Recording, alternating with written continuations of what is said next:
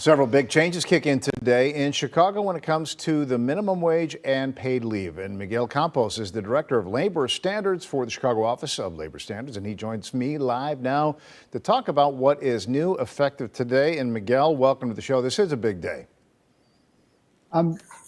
Good afternoon. Thank you for having me on, Ray. And yes, it is a very big day. Let's start here. Minimum wage goes up to $16.20. Do you have a sense of how many people this will impact and who most will benefit from this? I do not have a sense or exact numbers of who this would impact, or the amount of people that it would impact, but it impacts or affects our lowest paid workers. So minimum wage is increasing from $15.80 to $16.20 an hour for anyone that employs 4 or more employees. Okay, so this is the hourly minimum wage. Can you explain how the tip wage increase will work? Because, as I understand it now, the clock is ticking. This is going to be a 5-year plan. Take us through how exactly that works. Correct. So City Council passed an ordinance in October of last year, which is phasing out the tipped wage credit for tipped workers in the city of Chicago. At the moment, prior to today, that tipped wage credit was 40%. Beginning today and for the next 5 years, that tipped wage credit will reduce by 8%. So what that means for this year is that if you are a tipped employee or a tipped worker, your minimum wage is $11.02, which happens to be 68% of the full $16.20. The idea is that over the next 5 years, the tipped minimum wage will match the city's minimum wage on July 1st of 2028.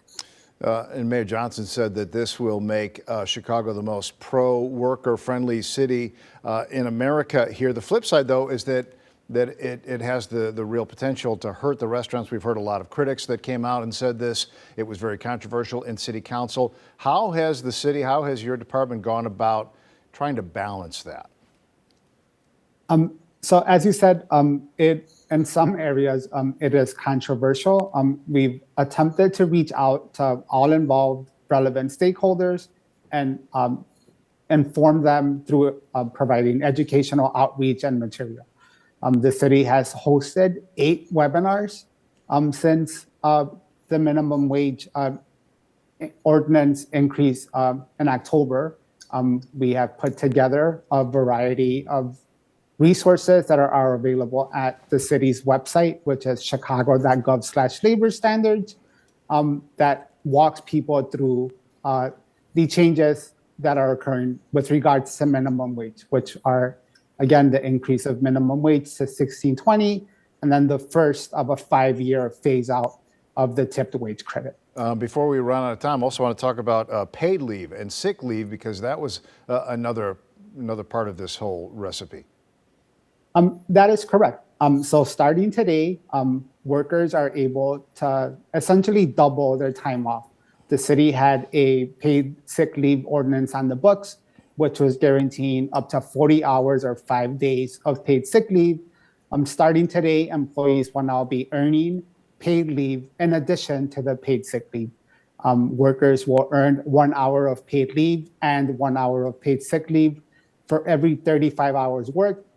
So the idea is that with each type of leave, it's up to 40 hours. So we are doubling the time off from 5 days to 10 days. Do you anticipate people needing help filing complaints, given there might be a little bit of pushback or non-responsiveness to this? Yes, and if people want to learn more about any of the laws that I've covered this afternoon or want to file a complaint, they can call 311, use the city's SHY 311 mobile application, or visit our website, which is, again, chicago.gov/labor standards to file a complaint.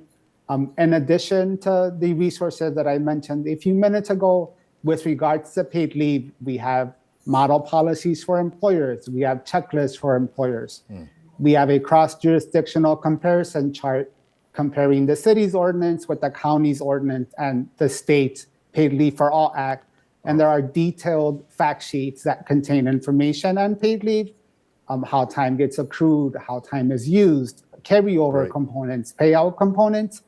So our idea is to provide as many educational resources as Very we good. can. Miguel Campos with the Chicago Office of Labor Standards. Thanks for being with us this afternoon. Thank you, Ray. All right, take care.